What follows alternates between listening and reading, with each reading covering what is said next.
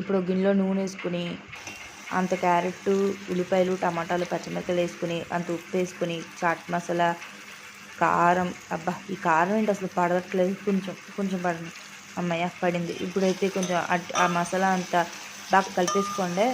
అటు ఇటు ఇటు అటు బాగా ఆ మసాలా అంతా ముక్కలకు పట్టేటట్టు బాగా కలుపుకోండి. ఇంటికి నేను చేయబోయేది ఏంటో తెలుసా? వీడియో లాస్ట్ వరకు చూడండి, అప్పుడే మీకు తెలుస్తుంది నేనేం చేస్తాను. అంత కాస్త నీళ్ళు పోసుకోండి, దాంట్లోకి పోసి వీటిని కూడా బాగా అటు ఇటు బాగా కలిపేసి ముక్కలు కాస్త బాగా ఉడకనివ్వండి.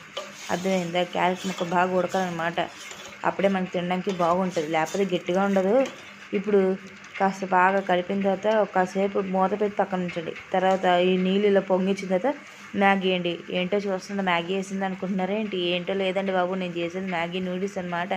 కాస్తంత మ్యాగీ మసాలా కూడా వేసి బాగా దానికి పట్టించేటట్టు చేసిన తర్వాత దీన్ని మూత పెట్టి ఒక 10 నిమిషాలు పక్కన